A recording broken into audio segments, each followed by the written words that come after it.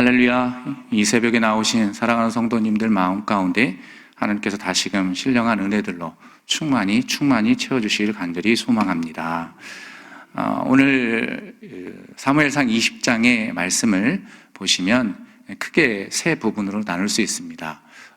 이 스토리를 전반적인 내용들을 좀 아셔야지 또 말씀을 적용하는 데 큰 도움이 될 것 같습니다. 먼저 1절에서 11절까지의 말씀을 보시면 여기에서는 사울의 손길을 피해 도망쳤던 라마나요소로 도망했던 다윗이 이제 다시금 돌아오지요. 어디로 돌아옵니까?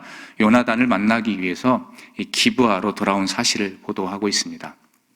시대적 상황으로 봤을 때에 오늘 본문에는 기록되어 있지 않지만 요나단의 이런 중재로 인해서 다윗과 사울은 다시 만나게 되었을 것이고, 또 중요한 일이 있을 때 그때마다 식사도 같이 하게 된 것으로 그렇게 봅니다. 역사적으로 봤을 때, 또 전체적인 이 내용들의 흐름을 봤을 때 또 그렇습니다. 그러나 다윗은 여전히 뭔가 허전함이 있습니다. 불안한 겁니다. 사울이 자신을 계속해서 죽이려고 하기 때문에 너무나도 불안한 겁니다. 그래서일까요? 3절 하반절 말씀 보시면 다윗은 요나단에게 이렇게 이야기합니다. 뭐라고 고백합니까? 나와 죽음의 사이는 한 걸음뿐이다. 두려운 겁니다. 금방이라도 자신의 주군이었던 사울이 자신을 죽이려고 한다라고 말하고 있는 것이죠. 하지만 요나단은 뭐라고 이야기하느냐면 자신의 아버지가 다윗을 죽이고자, 그래 친구야, 너를 죽이고자 하는 마음 전혀 없다. 우리 아버지에게는 그거 없다. 그 마음을 접었다라고 설득하죠. 사울이 만약 다윗을 죽이려고 하는 마음이 있었다면, 그러니까 다시 이야기하면 우리 아버지가 너를 죽이려고 했던 그런 마음이 있었다면 분명 나에게 말했을 것이다. 그런데 우리 아버지가 나에게 그런 말을 하지 않았다라고 이야기하죠.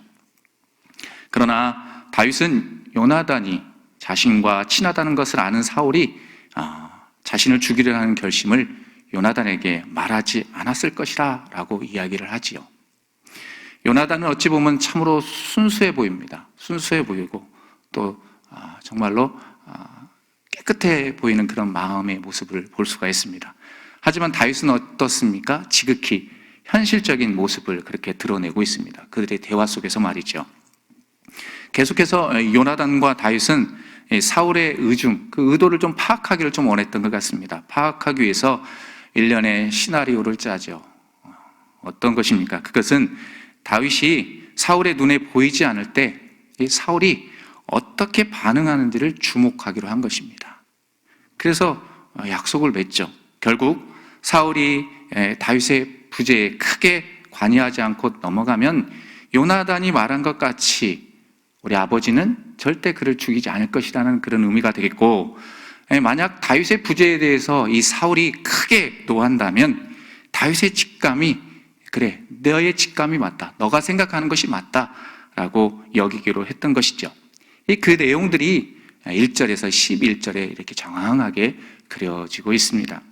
계속해서 두 번째로 보시면 12절에서 32절까지의 말씀을 볼 수 있는데, 여기에서는 보통 사람들이 흉내내기 어려운 요나단의 사랑이 돋보이고 있습니다. 사실은 이 사무엘상의 20장의 말씀을 한 줄로 요약할 수 있거든요. 요나단과 다윗과의 우정 맹세, 이렇게 요약할 수 있는데요. 좀 디테일하게 보면 어찌됐든 요나단과 다윗의 사랑하는 모습, 또 관계 속에서 철저하게 서로를 배려하는 그런 모습들이 드러나고 있고 돋보이고 있습니다. 사울 왕의 아들로서 이스라엘 왕자인 요나단은 어떻게 객관적으로 보면 사울의 왕위를 이을 후계자 아니었습니까? 당연히 그가 다음 사울 왕을 이어서 왕이 되어야만 하는 것이었죠. 어떻게 보면 사울보다는 이 요나단이 다윗을 시기하고 질투해야 되는 것 아니겠습니까? 그리고 경계해야 되는 것이 분명했습니다. 그런데 그러한 모습을 찾아볼 수가 없습니다. 그러한 모습을 역력히 하나도 발견할 수 없는 것이죠. 오히려 요나단은 13절 하반절에서 무엇이라고 이야기하냐면 이렇게 증가합니다. 13절 하반절 이렇게 증가하죠. 함께 보실까요? 여호와께서, 이 부분입니다. 여호와께서 내 아버지와 함께 하신 것 같이 너와 함께 하시기를 원한다 라고 이야기합니다. 13절 하반절이요. 그죠? 여호와께서 내 아버지와 함께 하신 것 같이 너와 함께 하시기를 원한다 라고 고백하고 있습니다. 이러한 말을 함으로써 자신이 아니라 다윗이 왕이 되기를 원하고 있는 것을 분명하게 알 수 있게 하지요.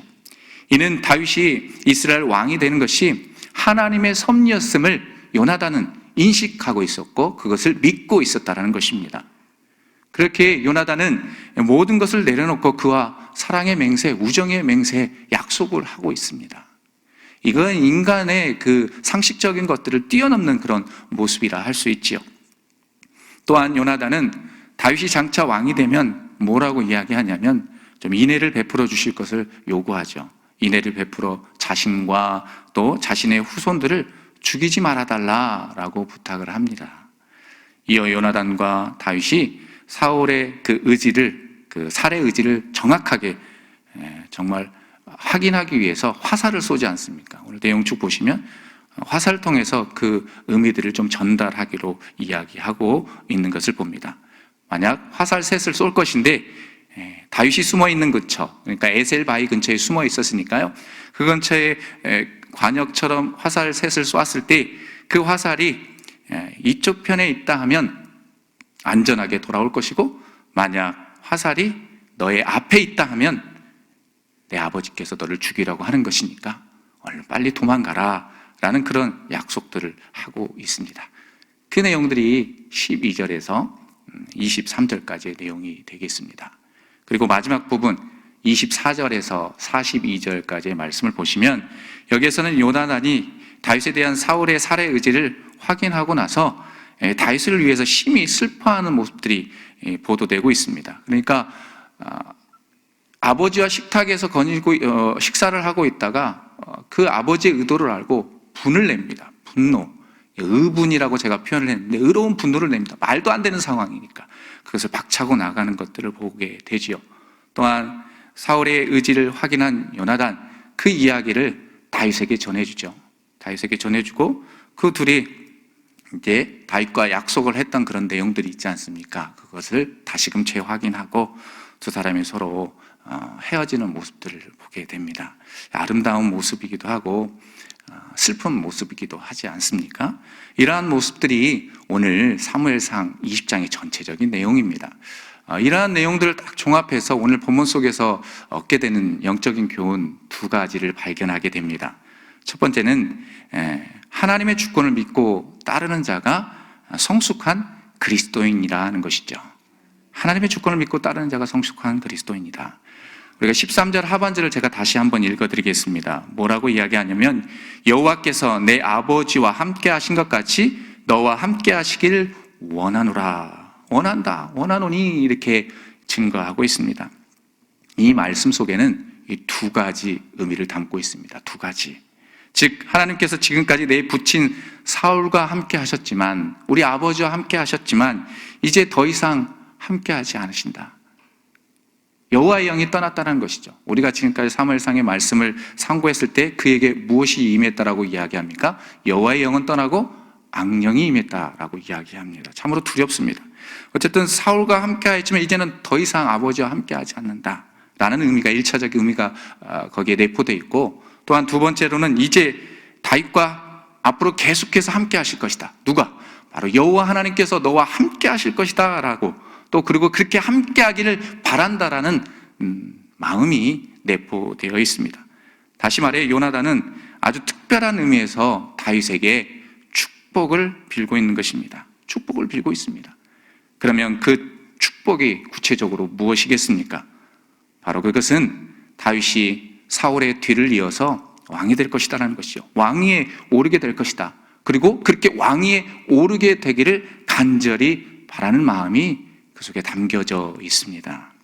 사랑하는 여러분, 요나단 편에서 볼 때 사울이 폐위되고 다윗이 왕위를 잇는다는 것 서두에서 잠깐 말씀드렸지만 인간적으로 용납할 수 있나요?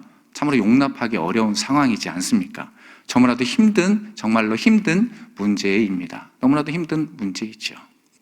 왜냐하면 사울은 다름 아닌 자기의 아버지이면서 또 그 사울이 폐위되지 않았다면 장자인 자신이 다음에 왕위를 계승하게 될 것이 분명했기 때문이죠. 그러나 요나단은 인간적인 그 생각을 뛰어넘었습니다. 뛰어넘어 하나님 아버지의 뜻을 알아차렸습니다.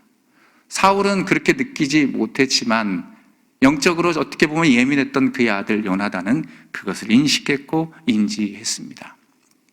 그러면서 지혜롭게 대처하는 모습이 오늘 본문 속에서 그려지고 있죠.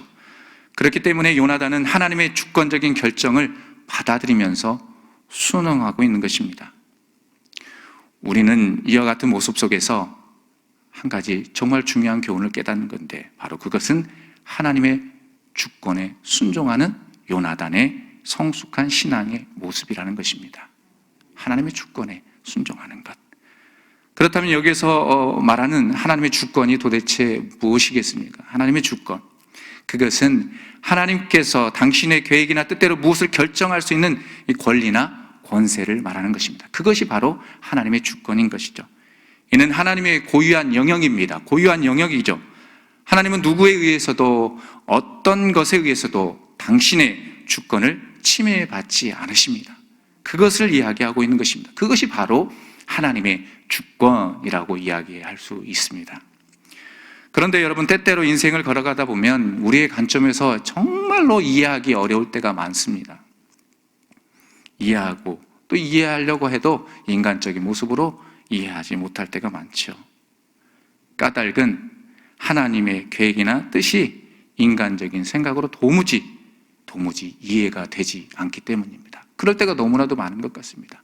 저분이 하는 모습 보면 전혀 선한 것이 없는 것 같은데 라고 그렇게, 그런데 어떻게 보면 더 잘 나가는 모습을 볼 때가 있지 않습니까? 그럴 때 왠지 배가 아프기도 합니다. 그런데 하나님의 뜻은 알 수가 없으니까요, 우리가 질투할 수도 없는 것입니다. 도대체 인간적인 생각으로는 일 하나, 단 영 하나도 어찌 보면 잘 될 것 같은 그런 모습이 아닌데 하나님께서 모든 삶을 이끌어가고 있는 그런 느낌을 받을 때가 있습니다. 그렇습니다.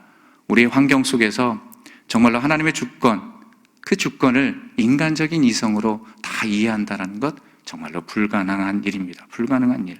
하지만 성숙한 그리스도인들은 하나님의 계획이나 뜻이 어떠하든지 간에 하나님께서 말씀하셨다면 말씀을 통해서, 또한 삶 속에서 사랑하는 지체들과의 속에서 하나님께서 분명히 하나님의 뜻들을 말씀해 주실 때가 있습니다. 근데 그 뜻이 이해가 되지 않고 도대체 하나님 그 뜻대로 할 수가 없고 받아들일 수가 없습니다라고 고백할 때가 있을 것입니다. 그런데 그때 경계하십시오. 그리고 또 경계하십시오.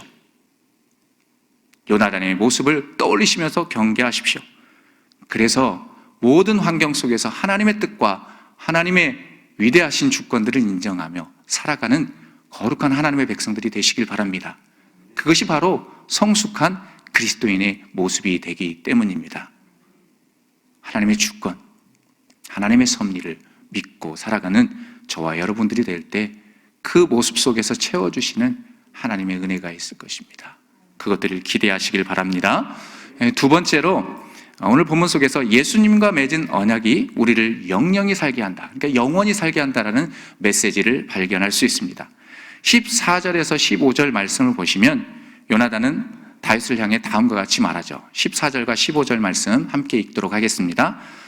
너는 내가 사는 날 동안에 여호와의 인자하심을 내게 베풀어서 나를 죽지 않게 할 뿐 아니라 여호와께서 너 다윗의 대적들을 지면에서 다 끊어버리신 때에도 너는 내 인자함을 내 집에서 영원히 끊어버리지 말라 하고. 아멘.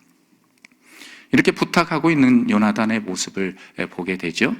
그러면서 다윗의 집과 언약을 맺고 있습니다. 다시금 16절 보시면, 이에 요나단이 다윗의 집과 언약하기를 여호와께서 다윗의 대적을 치실지어다 하니라. 아멘.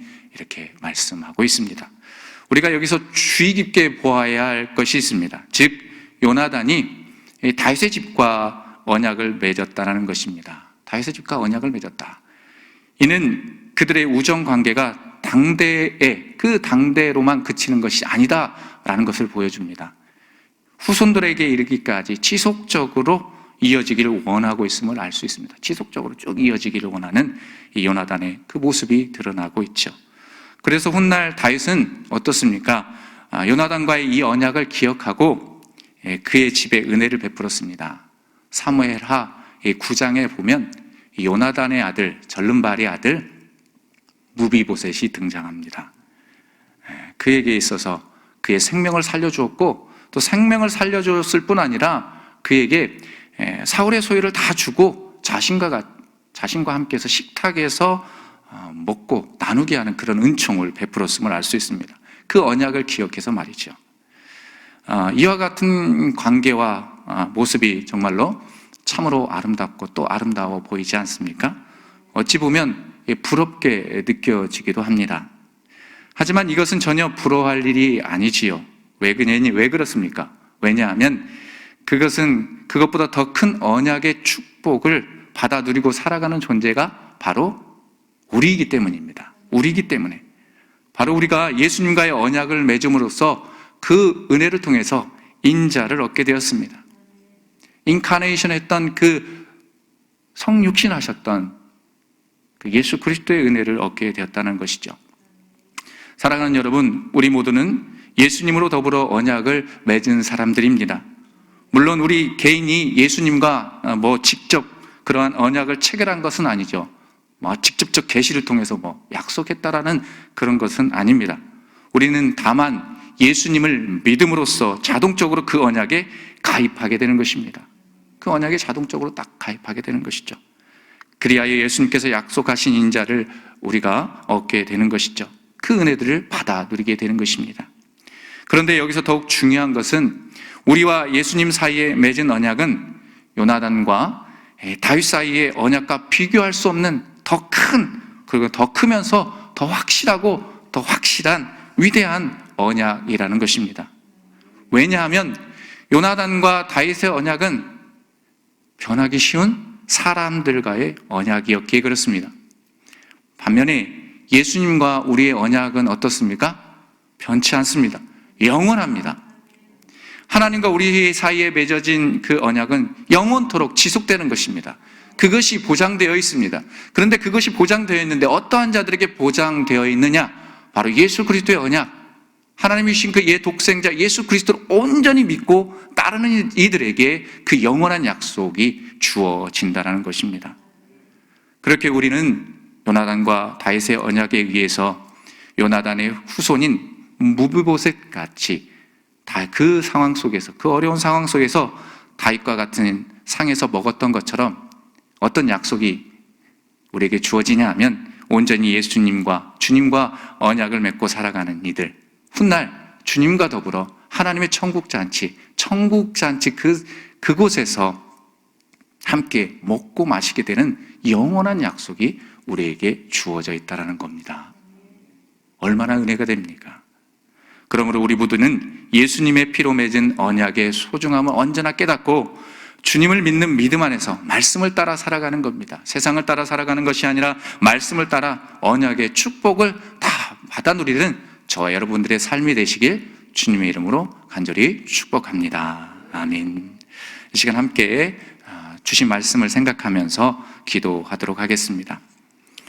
우리의 삶 속에서 하나님의 주권을 따른다라는 것 결코 쉬운 일이 아닌 것 같습니다. 우리 인간적인 이성으로 이해할 수 없는 상황들을 맞이하게 될 때 그렇습니다. 그 뜻이 어찌 보면 하나님의 뜻인 것 같기도 합니다. 하나님의 뜻대로 인도해 주십시오라고 하는 성숙한 그리스도인이 될 수 있도록 기도합시다. 더불어서 기도할 때에 우리가 예수님과 맺은 언약을 기억합시다. 인간과 인간 사이에 맺은 언약은 지속적이지 않습니다. 한계가 있는 것이죠. 하지만 예수님과 맺은 언약의 약속은 영원합니다.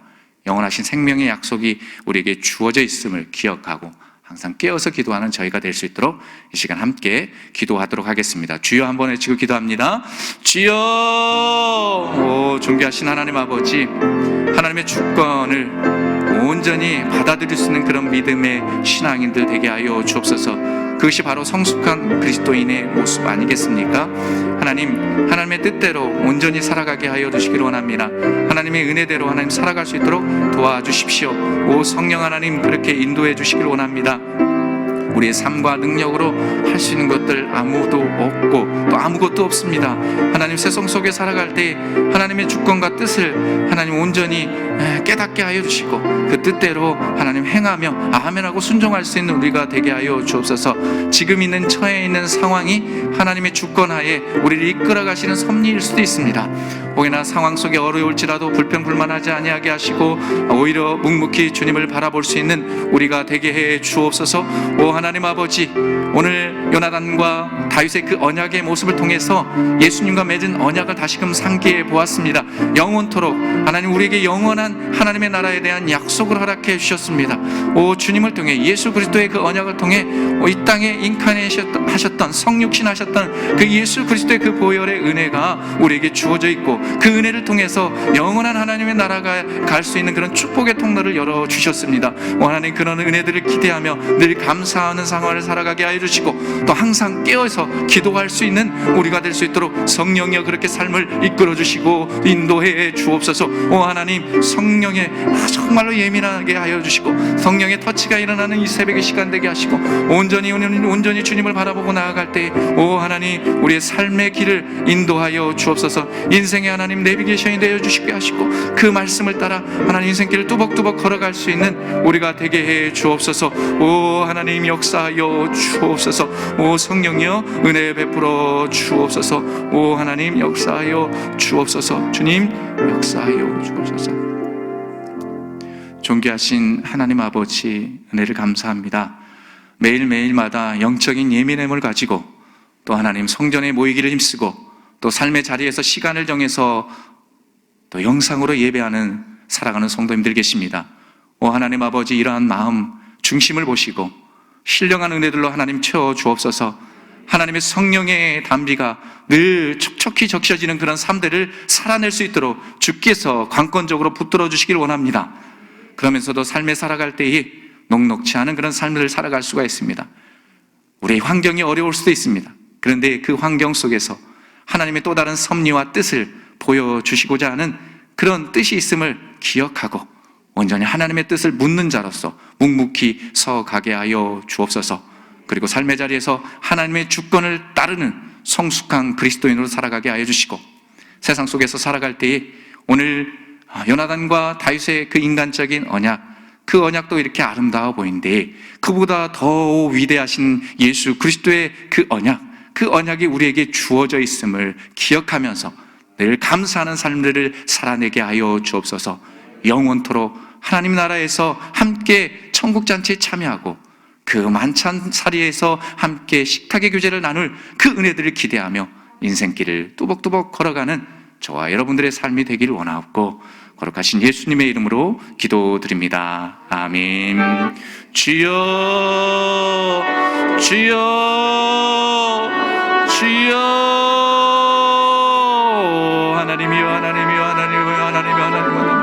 이 새벽에 하나님 주님을 부르짖습니다. 주여 성령 하나님 역사하여 주옵소서. 주여 하나님 부르짖는 우리들을 긍휼히 여겨 주옵소서. 주여 우리를 불쌍히 여겨 주시고 우리의 죄들을 용서하여 주시고 신실하게 하나님을 바라보니 주님 말씀하여 주옵소서. 하나님의 은혜대로 하나님의 뜻대로 하나님 인도해 주시길 원합니다. 고단한 인생길을 살아갑니다. 하나님 말할 수 없는 하나님 우리의 아픔과 고통들이 있습니다. 주님 말씀하여 주시고 하나님 치유하여 주옵소서.